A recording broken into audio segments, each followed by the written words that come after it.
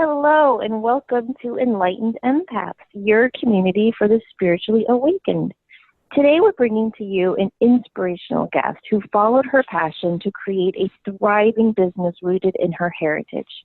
La was a nonprofit executive for 18 years who turned into a Hmong food entrepreneur. If you would have told her 5 years ago she'd be getting married and uprooting her whole life to move to the Pacific Northwest and live on a farm, she would not have believed you. But after meeting the love of her life, she married Steve and moved to Portland.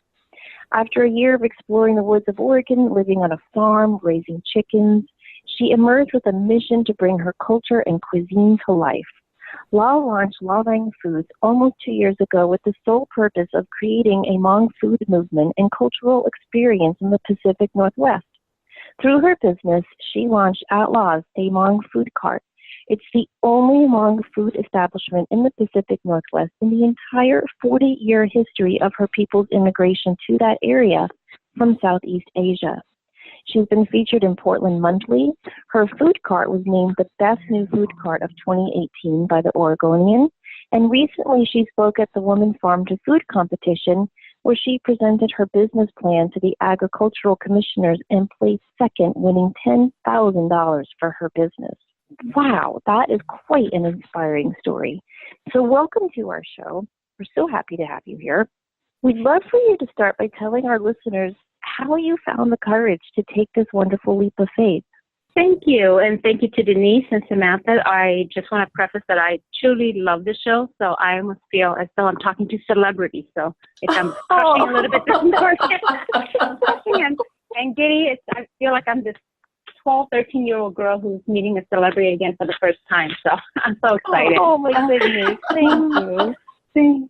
So, and I learned quite a bit from you two ladies and also Deb and all the three podcasts in my own spiritual journey and this reawakening that I'm going through again too. So I just want to say thank you so much for providing a wonderful educational platform. Oh, thank you. Yeah. Yes, but just a little bit of background,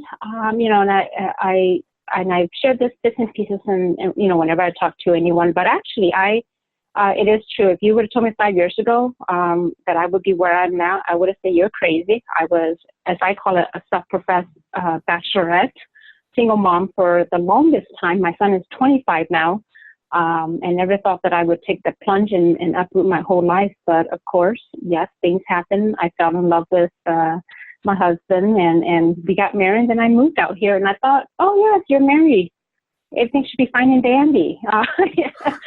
Happily ever after, right? But moving from Milwaukee, Wisconsin to Metro Portland, Oregon, the Pacific Northwest, I did not realize the shock, the set of just everything that would occur to me emotionally. And so I moved out here and I didn't realize that I was depressed, just being uprooted from my whole life because my son stayed behind. He wanted to stay in Milwaukee. He's like, no, Mom, you go. I have my whole life here. I got to college. I have my business. And so I moved and I worked for 9 months in my other career and it was very toxic, so toxic. And I think part of that was because I just wasn't myself. And then, my husband probably feeling so guilty, said, you know what, take some time off if you need to, however long you need it. So for the first time in my life, I became a housewife. That was kind of a cool thing. I never got to do that. I always had to work because being a single mom for many years, you'd have to do it all. So, and during that time, through my depression, I came to love the woods, nature. That was very grounding and very, very therapeutic for me. I also, he bought the farm before he married me. So I moved here and sort of got really immersed in the plants. And although I'm still not a great gardener, I still suck. I'm not that great. I really became very knowledgeable of working with my chickens and my ducks, but mainly my chickens. And I have to say that they truly, in so many ways, I felt as though they brought me out of my depression.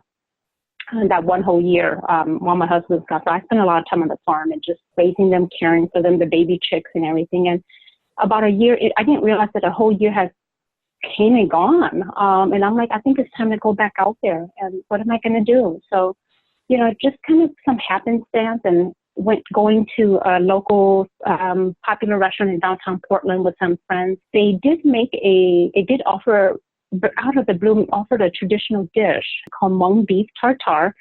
And I don't eat it because it's raw. I don't do that. My husband does because he knows how to make that dish. So he was fascinated. We tried it. He tried it, and he's like, "This is not the ingredients." And it was a cultural dish that is oftentimes offered at all event ceremonies. And so I said, "Now, if anybody's going to screw up Hmong food, it's going to be me because I don't eat that dish, but I could make it if I have to." So it was the inspiration for all of this stuff. And then I launched it. Why here I am today, and it's very funny. Sometimes people ask me, "Why did you name it Vang Foods?" And I said, "I don't know. I had to launch something, and I had to get my paperwork together legally." So I just said, "Forget it. Just use your name. Who cares? You'll change it at some point."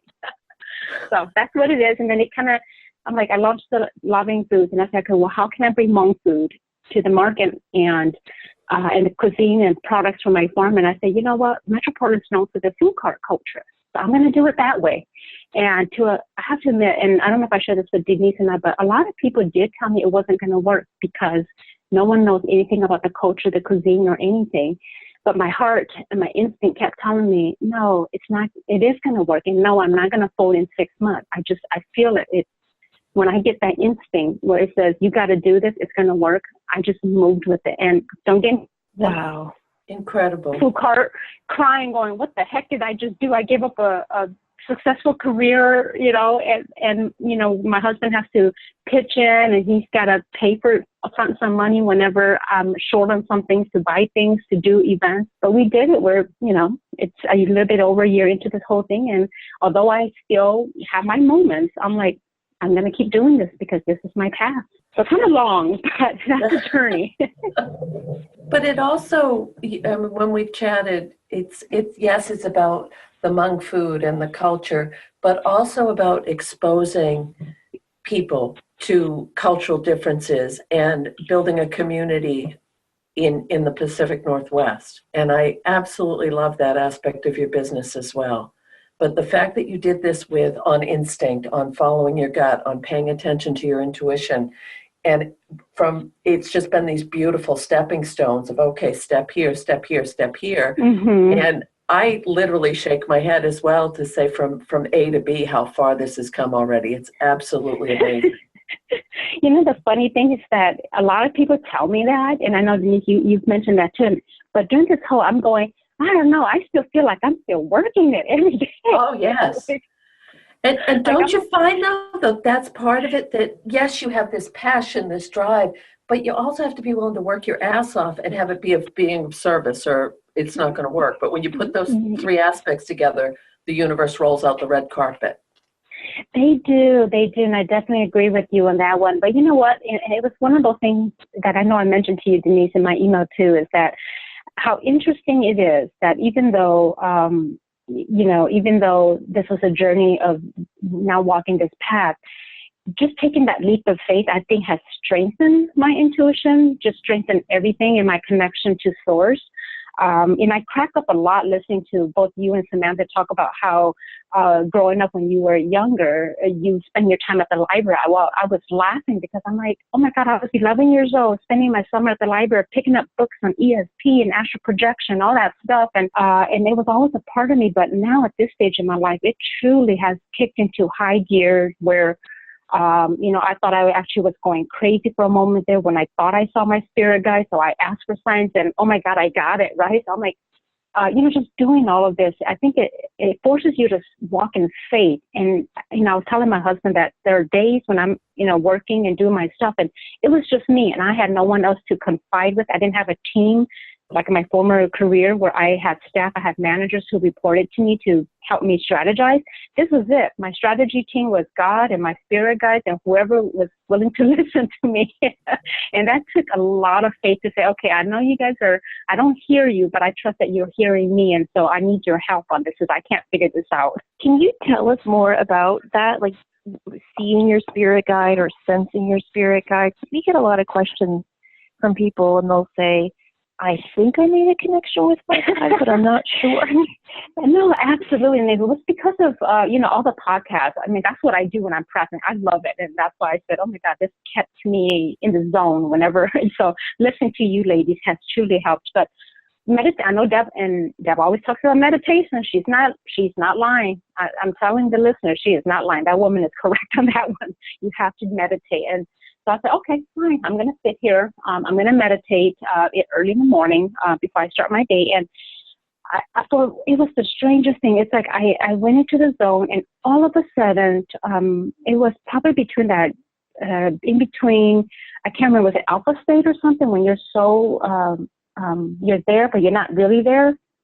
And I all of a sudden saw this guy, guided meditation. I saw this gentleman approach me, and it startled me, and I woke up, but I remember the vivid blue eyes. It's like his eyes was so crystal.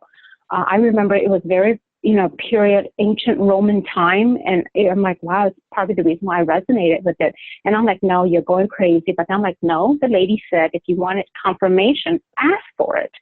So, the whole day I was thinking to myself, all right, I'm going to do that. So I said, all right, if you are my spirit guide, I need a dolphin, because I'm never going to find a dolphin out here in the Pacific Northwest. It's just not possible. And so that's what I asked for, and I was very insistent. And I kind of forgot about it until a couple of days later. It was Sunday night dinner when my stepchildren came back home to us, and we usually have Sunday night dinner. And I was sitting there, we were talking, chit-chatting over dinner table, and I looked at my stepdaughter around her neck, and I say, Grace, you're wearing a dolphin. And she said, oh yes, Mom, I just got it, because we were on the coast, and I picked it up. And I saw that dolphin, and I had to contain myself. I didn't want to jump up, because the kids and my husband will probably look at me and say, what is going on with you? But at that moment, I sent shiver down my spine, going, okay, yeah, I met you. I've met you, and you're the real deal. So now that we've made that connection, you need to make yourself even more present. So what I've noticed is that over this past year, as I walk in faith through my business and developed, and my intuition became even stronger than it used to be, it's like now I don't necessarily I can feel it, but I hear them more. It's like, and I'm kind of glad that I get all the teachings from you ladies, because I was like, no, this isn't my voice, because it does sound like your voice, but it's not my tone. It's not what I would normally say. And so now I just hear it. I just hear it in my head. I don't know if that makes sense, but now I just hear it. I hear them talking whenever I ask a question. That makes perfect sense. Perfect sense. And just the fact that you've been willing to, and what I love about this law is that you are in a very corporate world, very linear sequential, very, yes. I mean, there's not a whole lot of woo-woo with what you did in your previous career. No. Throw your arms open and jump off the precipice, and to make that connection with your guide, to get that validation. But also it's a nice reminder too for folks that are listening, that once you do open that door, it does come in more and more and more. And the fact that now clairaudience is kicking in and you're hearing it.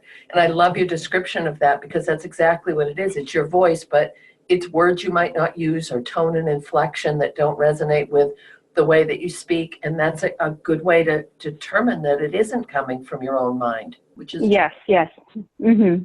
And it's fascinating too. I've always had a sense that I could sense things growing up. In fact, even my old career, my old job, I remember my boss, he knew that I had an uncanny ability to feel and read people. So sometimes after our meetings and such, he'll always come and ask me, well, what do you think? What do you feel? What's your read on that person? And I would always just tell him, this is what I think. This is how I feel.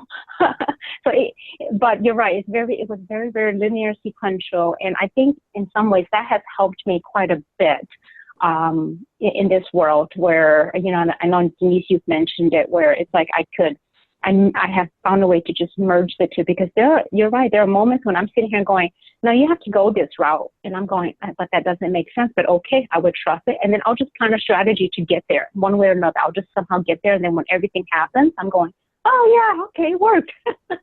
You have to follow your instinct.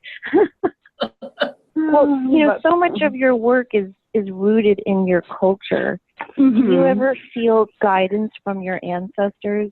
I do. It's very interesting, because traditionally, the Hmong belief system is ancestral worship. Although it's very interesting because my parents and my family, I grew up in a Christian household. My parents converted over to Christianity many moons ago when they lived in Southeast Asia. So we sort of abandoned a lot of that practice, although my husband still followed it a little bit for a bit. And then his family converted over to Christianity when they moved to the U.S. too. And so there is still a part of that ancestral, honoring, remembering, and asking your ancestors for guidance whenever you need it. And I think maybe because I wasn't taught how to ask your ancestors, it's not as strong as perhaps my Christian faith where, God and your guardian angels are there to support you. And I kind of wish that my family would have continued a little bit of that practice more so. It does all tie together. And I truly believe that you're channeling ancient wisdom with a lot of the stuff you're doing, and also bringing such a service to people with, just because I love animals so much. You use a different breed of chicken in your food, right? It's not just a traditional chicken. Yeah, these are very special breed of chickens that you probably can't find them outside of the mountains of Laos, because that's kind of where my history began in the northern part of northern Laos in the mountains. And when the Hmong people immigrated to this country, they carried the seeds of produce that they used to grow, and then they also brought these special breeds blue skin Hmong chicken, and also the white skin, but more so the blue skin, only because it was a part of the heritage. And so at a time when the U.S. didn't ban chickens or being imported, and so they were brought here, and it's very rare. And I say that these are rare because especially the blue skin chicken, people tend to keep in their family as a heirloom. They don't usually give it to other people because they were highly prized. And so I wanted it so bad that my husband found some breeders who were willing to give me a pair. And so, whenever people ask me, well, what kind of chickens do you have? I go, no, I don't have the American barnyard chicken. I actually have the special breed. And as someone who brings it to the market when I can, it is truly a rarity and a special thing. And I told my husband, one of these days, these chickens are going to make, I'm going to bring them to the market at a much larger pace than we are now, because actually the broth, it makes some of the best broth ever. But yeah, no, it's an heirloom. It's definitely something that I take great pride in. And, I love, who knew that I could actually communicate with them? That's the funny part. I could communicate with them. I understand them. So, but yeah, no, it's, they're just one of a kind. And to be able to be tied to my culture and just being able to tie to that piece of history, I think, to me, is probably one of the things that I take great pride in being able to talk and showcase. As you should. Now, for people listening to this thinking, I want to do this, I want to follow my passion, help us understand, you get the intuitive nudge that you're supposed to do this. What are the practical steps you took to put it into action? Like, did you take a small business class? How did you actually start? The funny thing is, I'm just one of those crazy person in my life. And someone once said this to me, you are very linear sequential, but the moment you get something, you just jump. And so that's what I did. I jumped headfirst. The funny thing about it is that I kind of explored it a little bit, and I told my guides, because at that time I wasn't working, right? And I wasn't sure how we were going to fund the operation. So I remember, and I wrote it down too. I said, God, if you truly want me to do this, I don't have a job. My husband can help fund it to some degree, but I need some kind of part-time work to sustain this. So I actually found a contractual part-time work, and I'm like, and at that moment, the moment that came up, the food cart, the pod, the location that I wanted, it just sort of all came together really fast and rapidly. And so that was my cue to say, okay, God met your condition, so you better jump. And it was still scary, but I have to say that over all of this, I told my husband, I'm like, oh my God, they said that one of the locations is available. Should we do it? And there might be a food cart that one of the owners is selling because they're trying to get out of the business. So we just did it. We just pulled the trigger. No jumping in, no business course, no planning. I just said, it feels right. I'm just going to jump in head first, and we will figure this out. So I wish I could sit here and give people practical advice on how to do this, but I didn't. I just jumped in head first without anything other than saying that, okay, we have to do this. No, but that proves that when you do follow your bliss, when you do trust the nudges of your intuition, the universe just provides. It does, and we found a way. I don't know about anyone, and God bless my husband's heart. Who truly supported this whole vision. And I always tell people, yes, I'm the face of it, and I am the one that's out there a lot of the time. But he truly is the foundation for all of this. And so, I didn't have $25,000, $30,000 sitting around in my bank account. So he just said, well, if this is truly what you want to do, then you know what, I will take out money from his 401k. He did that for me. He believed in it. I don't know how I convinced him because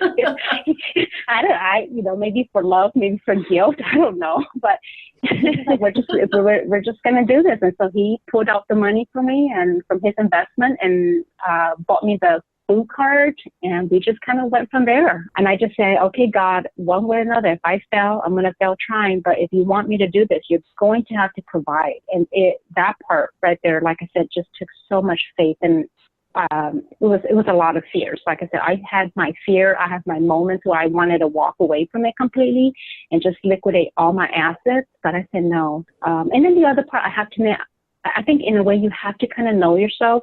I knew that the moment I publicly make a statement to the world that this is what I'm going to do, and everyone was waiting for me to execute, I had no choice but to execute, because it was, in my part, I didn't want to embarrass myself, embarrass anyone. So I held myself accountable because I made a public statement that this is what I was going to do at that time. I love that. I absolutely love that. And I think it's been, I just got my pinch me feeling. You've had so many accolades and so many wonderful things fall into place with this. And yes, you have worked really, really hard. But what I see is people taking a blindfold off and realizing, before we had chatted the first time, I wasn't familiar with the Hmong culture and embarrassingly even where it was on the planet. And don't worry. But it opened up that door, and I did some research, and it was fascinating, and just what a beautiful culture. And I think that that's another whole aspect of that this is bigger than you, but that you've gotten out of the way and saying, okay, I'm willing to be the spokesperson, but okay, God, point me in that direction and I'll do it. And you've had these beautiful, beautiful affirmations and accolades that have supported you to keep going. Yes, you're right on that one. It did resulted in opening the doors and, community events and I think I mentioned this too, where Portland Community College invited me to come and do a talk about the history, the culture, and do a little bit of demonstration of the food. So it has become this, a path and this movement that I had originally wanted to create, where it's like people will come to understand a little bit more about the culture and cuisine and how integral we are to American culture. And I won't go into too much of a long history, but it's like how integral we played during the Vietnam War, because, without the involvement of that, much of what was happening in Southeast Asia at that time wouldn't have happened that way too. So in some ways, I didn't realize the magnitude of what I was doing when I became the person where a lot of like businesses, whenever they needed interpreters or something about it, they would just reach out to me, because when you Google Hmong up here, at least in the Northwest area, my name comes up, my food comes up. And so they reach out to me, and I found a way to at least connect them to resources within the community. And I think I would have to say that the biggest, I guess the word, I can't figure out the right word that I'm using, but humbling is probably what I would say, was when a lot of younger kids in their 20s who travel all the way from Seattle, Washington too, where they would come and they said, thank you for doing this, because in the entire time we've been here and grew up in America, we've never seen an establishment and someone so dedicated to bring the culture and the food to life. And so at that moment, I realized, oh my God, I'm doing something much greater than just food. And it is in some ways a heavy burden to carry, because you carry the weight of your people and your culture on one shoulder. I oftentimes say, God, just don't let me screw this up, because this is, you're carrying an entire history, because no one can go to anyone else other than coming to me first. And so I had to represent the cuisine properly. I had to represent whenever I talk about the culture and our history and involvement. I had to make sure that I speak in it in such a way where I do justice to what we've gone through. And so that was my defining moment to say, okay, this is definitely much bigger than you. It's not just a tiny food club that you wanted to do. You're meant to do something greater. So I'm like, all right, God, whatever you want me to do, I will do it. But you have to make it clear because, I'm kind of deaf sometimes and I'm hard-headed. I'm stubborn. My human self comes in the way. So help me see what I'm supposed to do next. So yes, it's been a very humbling experience. How hard was it for you to take that time off? Because Denise and I talk about this a lot. I think taking time for yourself when you come to those moments of, okay, this job is like a soul-sucking experience and I'm not happy. But it takes a certain kind of radical self-care to give yourself permission to take that time off. And obviously it was life-changing for you. But I wonder, because you seem like you're just as hardworking as Denise and I are, super motivated and driven. So was that awkward for you in the beginning? It was extremely awkward just because I was head of the household. I was breadwinner, because I didn't have anyone when I was pregnant. I actually went through pregnancy by myself. Wow. And I raised that kid all alone all these years. And so I came to all of this with just, okay, I got to do this. I have to hold my own. And I felt terrible because I was thinking like, oh my goodness, my husband married someone who could be a co-equal partner to him. And I don't have a job. I don't have my career. I can't even support myself. I have to lean on him. And I think that in some ways that truly, I think that was a great lesson for me in learning to lean on other people as opposed to saying, I can do this. But I mean, don't get me wrong, it was very difficult in the beginning, going from this person who can handle herself to, oh my goodness, I don't have anything else other than my husband. I had to lean on him. But it took me a while. But at the same time, I had to come to terms with it and say, you know what, and I think the last job that I had was so toxic that I said I can't do this anymore. I'm just gonna enjoy myself. So I think it took a little while for me to come to terms with that. It wasn't easy, and even during the whole 1 year that I took some time off for myself, I still felt guilt for not doing what I should have been doing as a wife. But then I resolved that by saying, but you're not always like this. When the time comes, you're going to do something even greater. And there's going to be a time when your husband is going to lean on you. So that's how I guess talked myself into the whole thing. That's perfect. I love that. And hopefully you reminded yourself that you deserve that time. I did. I think part of the whole thing, how I guess came to terms with it was, look, you gave up your whole life for this man. This is the least he could do. This is the least he could do because he has his whole life here. You gave up, you sold your house, you moved away from family and friends, from your son, everything that you knew. That was a lot to give up, or at least to move away from for one person. So I'm going to do this, damn it. I deserve this. Good for you. And, God bless his heart. My husband was such a patient man, and I know I mentioned Denise brought this up, like, oh, he just looks. I go, yeah, he is such a la-di-da type of person that he's just willing to go with the flow. So I think his love and support truly helped make me feel a lot better about myself when I took that time off, just to kind of figure out what I wanted to do with my life. One thing is when you were discussing the kid coming down from Seattle, that literally brought tears to my eyes. There was such a to that it is. And one thing that's been throughout this whole conversation is you always refer back to your faith and let go, let God, and point me in the right direction. And I think that's a huge, huge, huge part of why things are moving in the direction for you that they are. And with your husband, what I love is the two paths converging. With his dream is to be able to be more on the farm and with the chickens and starting the that's his whole dream. Right, but it's truly the claw game picked you two up and put you together and said, okay, you're both going to come together and do this big work. And I just absolutely love your story. because it's faith. Uh-huh. Yes, it truly is a leap of faith. And you're right about the whole, that's all he wants to do. I mean, it's so funny how as I went on this journey with him, how I also developed my own, my own faith and this whole spiritual awakening. This year, I remember towards the end of the last year, I have to admit, I don't know about you too, but it was kind of scary for me in some way to let my husband know that, my whole life I've been intuitive, sort of, but now my intuition and everything else has kicked into high gear to the point where I kind of see things sometimes in my third, in my mind's eyes with people who have passed. I've started seeing some of that too. But, I protect myself. So thank you, ladies, for some of those tips and everything. But I was afraid to tell my husband that he might think I'm kind of crazy.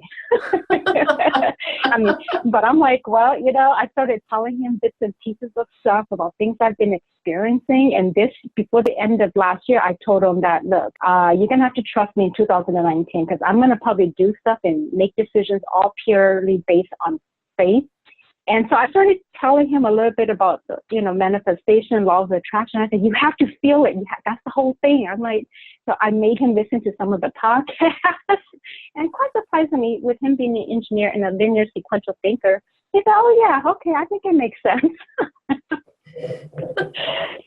But, I don't know. I still don't know if he truly believes it, but he sees how I've been able to manifest all of this stuff so rapidly. So he has no choice but to have faith and listen to me when I tell him a certain thing that I have this gut. I'm like, it just feels right. We got to do this. So, but it does rely on a lot of faith. So I have to admit, I think this whole stuff has truly strengthened my connection to God even more. Because in truth, when you have nothing else but yourself to lean on, you have to lean on something. And that my faith was the one thing that I could lean on. And I had to do it even more now, and to get signs and ask for signs and to continuously talk to my spirit guide and say, look, you guys got to help me. I can't do this. And so that has helped. It's such an important reminder. You have to ask for help, and you have to tell your guides, I really need this help, and it needs to be delivered in this very specific way, because that's the way free will works. Well, after all those years of being on your own and being a single mom and being so focused on work and providing and taking care, how do you think you opened your heart to allow this wonderful new love to come into your life? I have to say I'm still learning. I remember when my husband proposed to me. I said, I'm going to probably suck at being a wife because I've been on my own. And I'm telling you, the man just has a heart of gold. He's like, well, we'll work on it together. So it took some time. It took some time for me to allow someone to help me. I think that was my biggest issue, was allowing someone to truly stand with me and for me to say that you don't have to do this all on your own. You're not meant to live on your own like this. You need people to lean on for support. So it took some time, and I have to admit, I'm still learning. And opening my heart and being vulnerable to him to say that I can't figure this out. But I think it made it a lot easier because he truly has been by my side throughout this whole business launch when I'm short on, when I need capital support to fund certain things, to buy certain things or whatever it is that we need to do. It was always him. And so this business has forced me to truly lean on him. And I think that has opened me up to a whole different world in my heart to accepting that. And just listening to a lot of the universal laws of manifestation that you have to give you have to receive in order to give, vice versa, this whole cycle of life. So I'm like, okay, then I have to do that. If that's what it takes, then I have to do that too. So it's been a humbling experience. And your story too of how it feels very progressive with your intuition, then the clairaudience, then the clairvoyance, then the mediumistic stuff, and trusting more and more and more. But in many ways, all of this is you've come back to your truest self. It goes back to that little girl in the library. Yes. No, I remember telling, I had this thought. I only shared it with my husband, and I don't think I've ever shared it with anyone, but now I'm going to share it with the entire podcast too. But, when I was younger, probably about 10 or 11, and, we would play house. And that was the first sign that I remember something about me being able to see my future. it never resonated with me to being married and having a child and this white picket fence. That never resonated with me. I have always seen myself as this single mom with one child. And at that age, I was going, wow, that is kind of strange. Don't I want a husband and some kids and whatever, whenever we would play house as little kids. But I'm like, no. I'm like, I think that was that was like a defining moment that kind of set me up for being open to some of this stuff, and then finding my way into the library to read some of these books at such a young age. So you're right. I think it kind of brought me back full circle to this person who was always fascinated with this world, and that there was something else besides just this physical form that we live in. Well, short of hooking up a psychic cart onto your food cart and doing readings. I would love to do that, but I don't have time to do training just yet, but maybe that will come at later. How do you incorporate your intuition into your daily life? I have to say, meditation has truly helped me, and I love to be able to spend 20 minutes or so, but when I don't have time, I think prayer has helped, and I just kind of sit in silence, even for 5 minutes before I start my day, and I said, just let me be a vessel. If today something comes up, because you just never know, just let me be a vessel. I'm doing this, and get me out of the way so that I can continue to do this work. And, I like I said, I love the whole psychic protection, because there's so many things that goes on out there when you're serving people, when you're chatting with people. You don't know what kind of energy you can drag home. So I oftentimes have to just ask my guide to protect me, because I am working in a service industry, and I don't want to take any of that stuff back home with me. And just make sure that whatever I whatever I cook that day, let it just inspire people and give them a little bit of joy. So that's kind of how I do it. That's beautiful. I like that prayer. Do you find, either of you, I find this, if I cook a meal for my family with love and joy in my heart, the meal comes out really, really good. But if I'm cooking like, God, do I have to cook one more meal? I'm so tired. The meal doesn't come out as good. Do you guys notice that? I do, and that goes, because there are times here at home where I remember I'm like, I don't want to cook anymore, I'm tired. Or there are those days that, when I'm working the food cart and I'm going, oh my God, really, I'm so tired. I was up, I pulled a 16-hour shift yesterday, prepping and whatever. And it does affect how you feel, and it does affect the quality. Even though I may have a standard recipe, things will kind of sort of screw up a little bit. So I had to change a little bit. I'm getting better, because there are days when I feel really tired and I just couldn't, I can't do it. I need sleep or something. But I'm like, just remember, it comes out in your food if you don't put your heart and soul into it, and you're just doing it because you have to do it. So I agree with you on that one, Samantha. Yeah, speaking of libraries, in my library when I was in middle school and high school, the only woo-woo book we had was a book by Scott Cunningham. He's really big in the pagan community. And it was a book on like food and spells. So wow. I checked it out. And in there, he was talking about how every time you cook, for example, you should always stir in a clockwise direction, because that helps your energy flow with the food. And he was talking about how if you want to cook a meal and you want to pull negativity out of someone, then you can stir in a counterclockwise direction. And I was 13 or 14 reading this, and he was saying how the intention that you put into food really does come out into the quality of the food, and how you can hold your hands over the food, and blessings do work, and intentions and prayers. And I remember as a kid going, whatever, you're just stirring pasta in water. I just didn't buy it. But then as I got older, I think there's some truth to that. And it's something I think we can all do as we cook food for ourselves and or our families, is to really try to bring an energy of love and gratitude and blessings into the food, because food is nourishment, but it's also community and connection. I like that. I think I'm gonna stir it with more intention now. Also think, because I used to raise broilers and do organic gardens, and I used to love making a whole meal with everything that I raised. It was just, it tastes, and that was why I switched to organic chicken, is when I raised my own chickens, and you taste the difference in the texture of, I don't know if people, chicken liver versus something that you buy in a store. It's a completely different experience. Mm-hmm. So I feel like a lot of the work you're doing is also promoting the food to the farm to table, the smaller scale, so that you can use the fresh and the local. And that is so, in my own humble opinion, not so humble, so important right now, is to bring back that self-sufficiency to people with growing their own food or having access to good, clean food.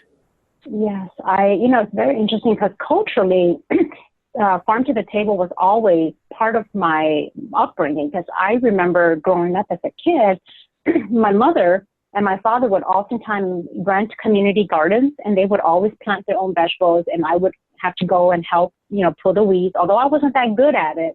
I would pull plants instead of actual weeds. I got yelled at a little bit by my mother, but it was always a part of what we did. My mother was always a fan of going, finding a local farmer and buying her own chickens, which she'll bring home. And it was kind of embarrassing growing up. There's this lady bringing some fresh chickens to her backyard and she's slaughtering it herself. And I'm like, oh my God, Mom, really, being this American kid going, really? You have to do this? And I remember she would make me hold the chicken, and I still can't do it. I have to admit that even though I live on a farm and I raise these chickens, I cannot do it. So my husband is the one that has to do, at least when we eat it, he has to butcher it himself. But you're right. I mean, the taste of it is completely different than just buying it at the grocery store. And even the ones that are raised, maybe it's just me, but even the ones that are raised that they consider organic or whatever, it still doesn't taste as good as the ones that I raised. Maybe because I raised it myself. So my eggs, I just like the eggs that I pick up a lot better. The vegetables that grown on my farm just taste a lot better, in my opinion. But, it's just kind of good to be able to see something that I grew up with now taking more of a shape here in America in a way. So yes, exactly. I always feel like such a hypocrite because I love animals, but I do eat meat once in a while. But every time, it's hard. But every time I do cook, chicken or steak, I do take a moment and I will hold my hands over that package, because I do buy mine in the store. Yeah. And I will say, thank you so much for your sacrifice. Oh my gosh. And I think that's important. Yeah. No, I just think if we do that, I don't know, it alleviates my guilt at the very least. No, I totally get it. I tend to eat more vegetables than I do meat, but I do eat meat, and I don't have to admit that I don't think I'll ever completely go vegetarian just because I do crave for it. And I remember the first time, because it took me, I haven't really done much of the slaughtering with my mother in such a long time. So when I married my husband, the first time that he had me help him gather some chickens because he was bringing it to his mother, my late mother-in-law, I remember holding that container and him putting chickens in there, and I'm just crying, going, oh my God, I can't do this. And so I swore off helping my husband do any of that stuff ever again. I'm like, my only job is to take care of them and love them. And if they're sick, I'm going to take care of them. But after that, you're on your own. I will not touch that chicken any way, shape, or form. You're going to have to bring it. If you're going to slaughter it, you're going to bring it inside completely clean. Then I will cook it. So yeah, I do feel sometimes I am a bit of a hypocrite on that one. But, I pray, and I oftentimes say, look, I'm so sorry, but thank you so much for providing for us. Yeah. Exactly. I have a client who studied at, I think it's pronounced Findhorn or Findhorn, that spiritual garden place in Scotland. And she claims that she can communicate with flowers and plants and trees, which I think is so cool. And she was having a really hard time because she loves to have cut flowers in her home. Mm-hmm. And so she was meditating and trying to connect with these, flowers she had cut and put in the vase. And she said that the flowers told her, this is our service to the world. This is how we serve. We all serve the earth in some way, and this is how we serve. So do not feel bad for cutting us because this is our service. Isn't that interesting to think of it that way? That is very interesting. Okay. Who knows at the end of the day?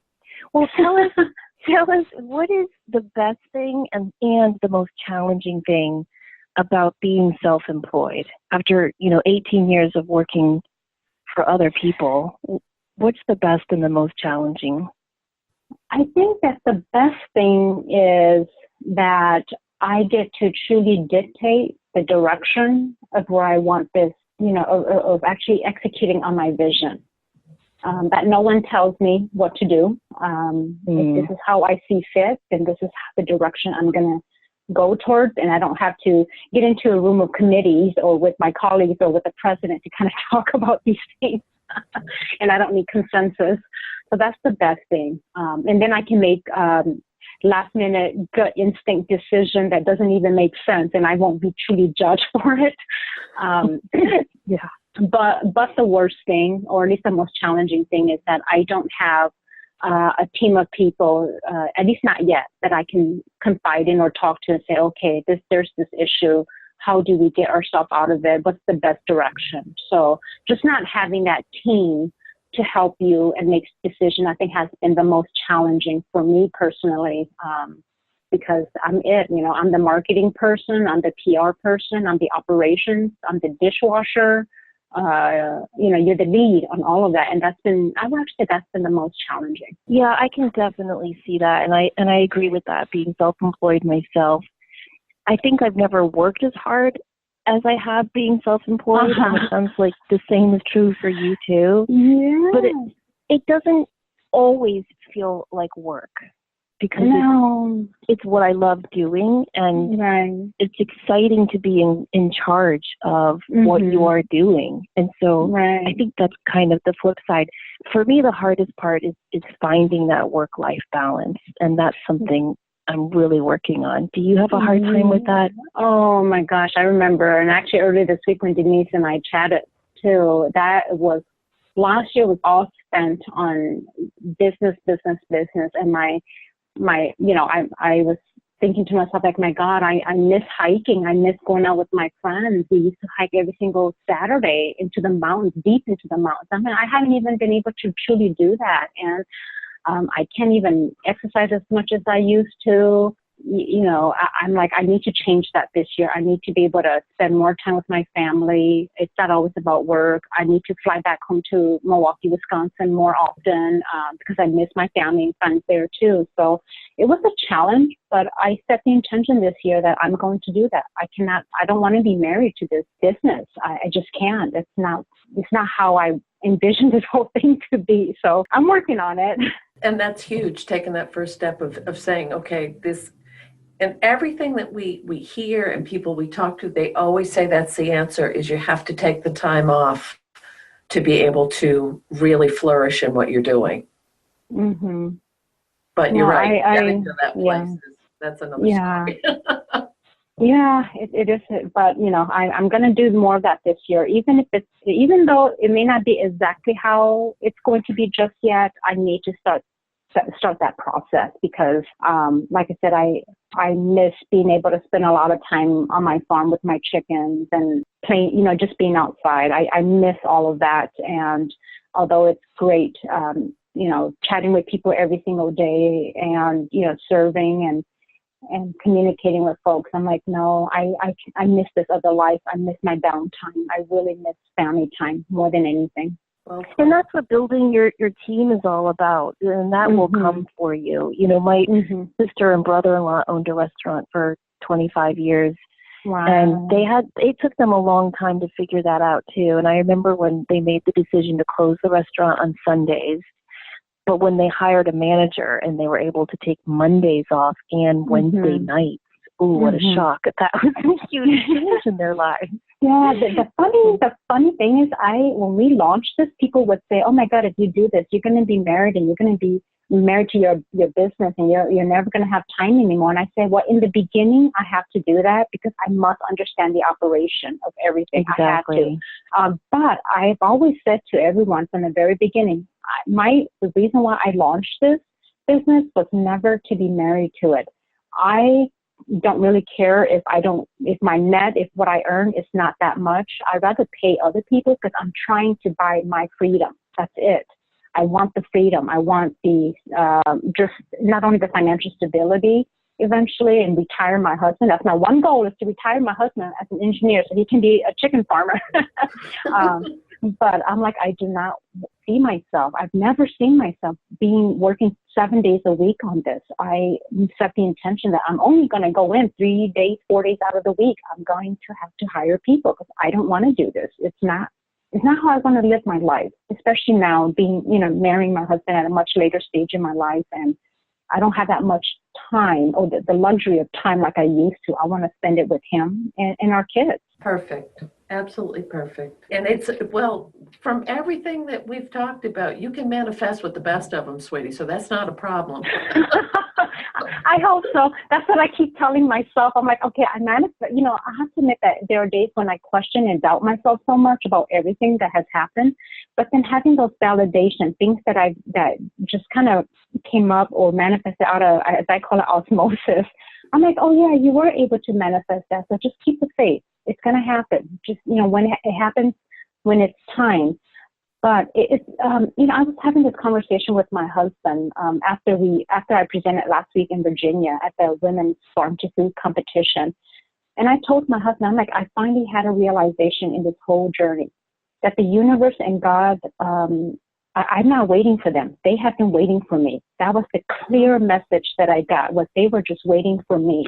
And when I'm ready, everything will come. So I was like, what an interesting message that I got, that they've been waiting for me. That's beautiful. Before we close out, what would you say to anyone listening to this who's thinking, I want to take a leap of faith, I want to follow my bliss like she did? What would you say to them? I would have to say that, and people have to do things on their own comfort level, but sometimes you just have to look at it and say, you know what, there's no time like today. You might not have tomorrow. And just jump. Just truly jump and believe that God and the universe and your guides will give you your wings.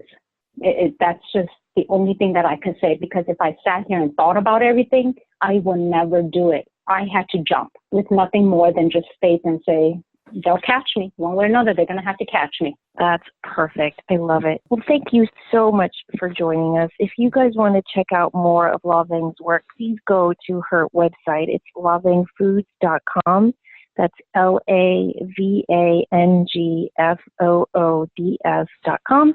And we will link that up on our Facebook page and put it in the show notes as well. We hope that listening to this inspiring conversation has motivated you all to think about following your own bliss and taking your own leap of faith, whether you have a net or not. Just do it, because I think that's the whole point of being in this world, is learning to listen to our intuition and follow those inner nudgings of our heart. So thank you so much for sharing your story with us today. And everybody, please don't forget that next week, Denise and I are teaching the business of being spiritual, teaching you how to create your own spiritually based business. And if this show has motivated you enough to take that leap of faith, join us. It's Wednesday night from 7 to 8:30 p.m. And that information can be found on my website, SamanthaFaye.com. In the meantime, don't forget to show up, do great work, and share your light. Take care, everyone. Bye-bye.